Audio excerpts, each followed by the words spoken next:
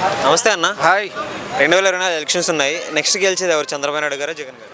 జగన్ గారే అండి ఖచ్చితంగా. ఎందుకు జగన్ గారు? జగన్ గారు ఎందుకంటే మీరు గతంలో 40 ఏళ్ల ఇండస్ట్రీ అని చంద్రబాబు నాయుడు గారికి మనం అప్పచెప్పామా? పోలవరం పూర్తి లేదు, ప్రత్యేక ప్యాకేజీ కావాలంటాడు, ప్రత్యేక హోదా కావాలి మనకి, విశాఖ స్టీలు ప్రైవేటీకరణ అవుతుంటే కూడా ఏమని లేదు, పోలవరం లేదు, 18 కల్లా పూర్తి చేసి మేము ఓట్లు అడుగుతాం లేకుంటే లేదని చెప్పిన నాయుడు గారే కదా. మరి ఈరోజు పూర్తి చేయలేదు. ఈరోజు జగన్మోహన్ రెడ్డి గారు అధికారంలోకి వచ్చినాక దాదాపు 3 లక్షల కోట్ల డబ్బు ప్రభుత్వం నుంచి ప్రజలకు డైరెక్ట్గా, మధ్యవర్తులు ఎవరు లేరు ఈడ, ప్రభుత్వం నుంచి బటన్ నొక్కగానే డైరెక్ట్ ప్రజలకు వెళ్ళిపోతుంది. పొద్దున 1వ తారీఖు, ఇప్పుడు 3001 తారీఖు నుంచి పొద్దున 5ంటికి డోర్ కొట్టి అమ్మాయి మీ పెన్షన్ వచ్చింది తీసుకోండి అని చెప్పే ఏ రాష్ట్రంలో అయినా ఉందా? లేదు.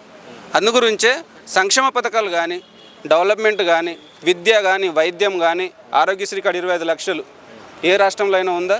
జగన్మోహన్ రెడ్డి గారు అనేది ఏంటంటే మీ కుటుంబంలో మంచి జరిగితేనే ఓటేయండి లేకుంటే వెయ్యకండి అన్న మాట ఈ దేశంలో ఏ ముఖ్యమంత్రి అని ఈ స్టేట్మెంట్ ఇస్తాడా?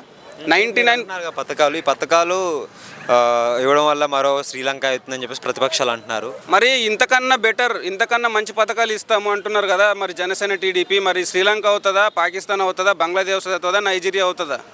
మరి ఇంతకన్నా బెటర్ ఇస్తామన్నారు కదా. మరి ఆయన కూడా 5 లక్షల కోట్లు అప్పు చేసిపోయాడు. ఈయన కూడా దగ్గరకు 4-5 లక్షలు అప్పు చేశాడు. మరి ఇంకా ఆయన వస్తే ఇంకా బెటర్ చేస్తుంటే 20 లక్షల కోట్లు అవుతుంది కదా. మరి 20 లక్షల కోట్లు కూడా ఫైనల్గా ప్రజలే కదా కట్టాల్సింది. మరి ఇంకెట్లుంటుంది అదే ఆలోచించారు. టీడీపీని ప్రశాంత్ కిషోర్ గారు కలిశారు కదా, దాని గురించి ఏం చెప్తారంటే ఇప్పుడు ఎలా ఉండబోతుందంటే ఆయన డబ్బులు తీసుకునే మనిషి అబ్బా. ఇంతకుముందు వైసీపీకి పనిచేసిండు ఆయన, ఏదో ఫ్రీ సర్వీస్ ఏం పెట్టలేడు ఆయన. ఇంతకుముందు గతంలో కూడా తమిళనాడులో వాళ్ళకు, స్టాలిన్ వాళ్ళకు పనిచేశాడు, మమతా బెనర్జీకి పనిచేశాడు, కేజ్రీవాల్కి పనిచేసినాడు, జగన్కి పనిచేసినాడు, ఇక్కడ కేసీఆర్కి పనిచేసినాడు. ఇప్పుడు మళ్ళీ వీళ్ళ దగ్గర డబ్బులు తీసుకొని వీళ్ళకి పనిచేస్తాడు. ఆయన డబ్బులు తీసుకొని కదా, ఏం ఫ్రీ సర్వీస్ ఏం లేదు కదా, దాంట్లో తప్పేముంది?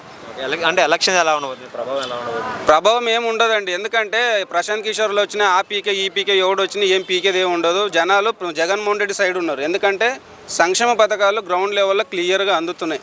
ఇంకొకటి స్కూల్స్లోని పిల్లలకి 8th 10th వాళ్ళకి ట్యాబ్స్ ఇస్తున్నారు కదా, వాటి 8th 9th 10th వాళ్ళకి మినిమం 33,000 ఖర్చుతో బైజూస్ వాళ్ళ కంటెంట్తో ఇస్తున్నాడు. మరి దాంట్లో వల్గర్ కంటెంట్ ఎక్కడ ఉంటుందండి? ఓన్లీ అలా బైజూస్ కంటెంటే ఉంటుంది, వేరే వల్గర్ అశ్లీలం ఏం చూడడానికి ఉండదు. ఇదంతా రాజకీయాల గురించి మాట్లాడాను. కానీ మరి గతంలో ఎందుకు ఇవ్వలేదు పిల్లలకు ట్యాబ్స్? గతంలో స్కూల్స్ పరిస్థితి అట్లా ఎందుకుంది?